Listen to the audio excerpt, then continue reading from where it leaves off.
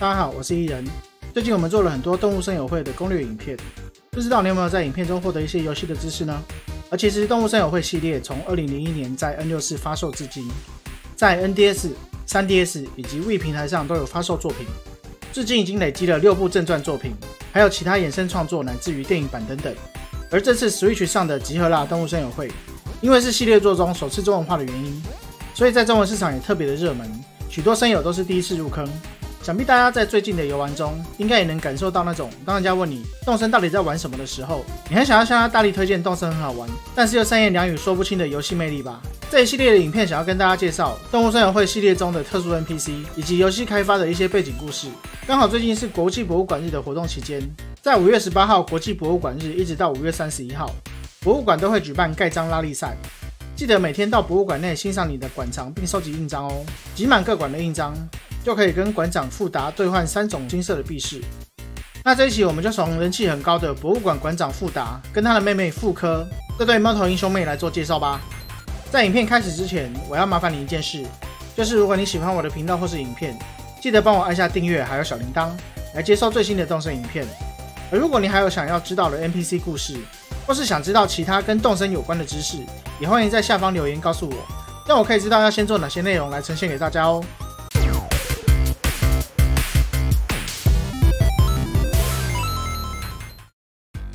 猫头鹰富达首次是在 GameCube 的动物之声 Plus 中登场，在之后的系列作中都作为博物馆的馆长固定出场。玩家可以在博物馆捐出虫、鱼、化石与艺术品，富达将会帮你解说你所捐出的展品，并帮你管理你的博物馆。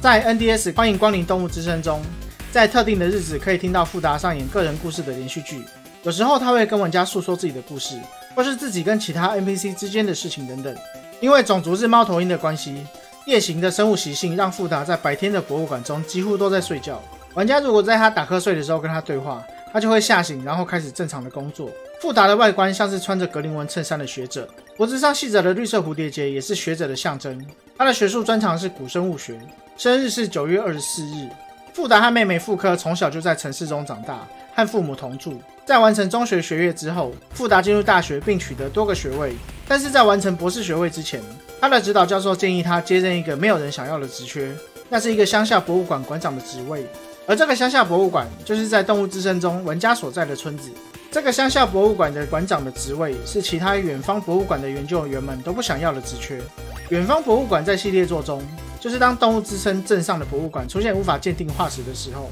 就必须把化石寄过去做鉴定的大型学术单位。于是当时还是博士生的富达相当热血地接受了这个职位。虽然乡下的博物馆并不是在城市里面，让他有时候会想家，而且也可能因为工作而无法如期完成他的博士学位，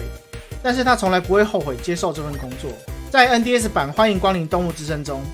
富达终于在20岁的中期完成他的博士研究，从此他可以自己进行化石的鉴定，玩家也就不必再将化石寄到远方博物馆了。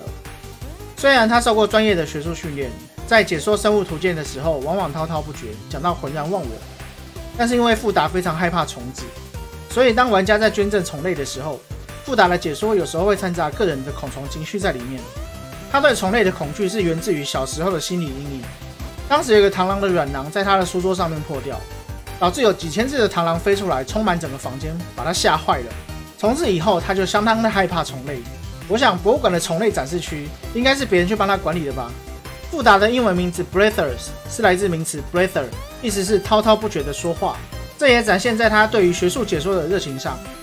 中文版给他的中文名字富达也有知识通达的意思存在。他会对玩家所捐赠的样本进行详尽且富有知识性的解说，各位在捐赠的时候不妨可以认真阅读一下哦。富达在动森系列中的个人故事与小剧场一直都很有趣，他会分享自己的人际关系周遭的趣事以及个人的故事，例如他一直认为连在妹妹面前都会发作恐虫症的自己是一个不中用的哥哥，因此时常觉得非常沮丧。还有目前已知泄露可能会在日后更新登场的咖啡店的鸽子老板也是他的好朋友，以前鸽子老板就在博物馆的地下室开店，日后会不会出现更多的故事跟对话呢？也相当令人的期待。接下来跟大家聊聊这次的动森特殊 NPC 人气王猫头鹰妹妹富科。富达的妹妹富科在 NDS 版动森初次登场后，也成为系列作固定出场的 NPC。在 Switch 本作目前由于是随机出场，并且会赠送玩家星座相关的 DIY 方程式，再加上可爱软萌的外表，让复刻最近的人气爆棚。摸妹妹成为动森连线的一项热门活动。这个摸妹妹指的是在复刻出现的时候，跟她对话并取得 DIY 方程式。也因为妹妹真的太热门，还有部分玩家开放要连线登岛摸妹妹的话，还要收入场费来控管人数。复刻的年纪比富达还要小一点。跟哥哥一样，都是学术背景的出身。在 NDS 以及 Wii 版的《动物之声》中，他在博物馆2楼的天文台负责天文学的相关工作；而在 3DS 版，则在博物馆2楼担任博物馆的展览室经理与经营纪念品店。但是复刻的个性其实不像他可爱的外表，他的个性相对比较认真严谨一点。他跟哥哥一样会在白天工作的时候打瞌睡，但是当玩家抓到他打瞌睡的时候，他会否认说他绝对不会在上班的时候睡觉，只有他哥哥富达会。但是当年部分的动物居民则作证说，他其实比哥哥还要爱打瞌睡。复刻的生日是9月7日，外形跟哥哥富达很相像，但是身形比较矮小一点。英文名字 Callisti 的意思是天上的，在西方的名字印象则是聪明的、态度严谨以及喜欢宁静。这几个形容词是不是很符合妹妹的个性呢？复刻在系列的前作都是在博物馆的2楼工作，作为哥哥富达的助手来管理博物馆，并以天文学家的身份帮助玩家在游戏中设计与观察星座。在一些对话中，他也曾经透露他对尼克有一点意思，觉得他很可爱，也说过因为他不会飞，所以才会如此热爱天文学跟观察天体。在 Switch 版的动森中，目前复刻是受哥哥的邀请，随机来到岛上观测星星，并且会赠送玩家星座与天文相关的 DIY 方程式。如果完成星座 DIY 物品之后，他还会告诉玩家跟星座有关的故事。目前也可以从对话中我是理科生来推测出他的性格其实比较严谨务实一点，但是偶尔应该也会有可爱的一面。目前复刻来到岛上的日子跟流星的出现并没有正相关，只能说在晴朗适合观星的日子，妹妹就有可能会出现，而晴朗的日子也常常有机会发现流星，所以记得要多多抬头看看星空。如果发现流星的话，记得许个愿，完成妹妹送你的 DIY 配方哦。以上跟大家分享我很喜欢的 NPC 猫头鹰兄妹在系列作中的故事，我也会再继续跟大家分享其他的 NPC 角色，或是跟游戏开发相关的背景故事，以及有趣的动森生活。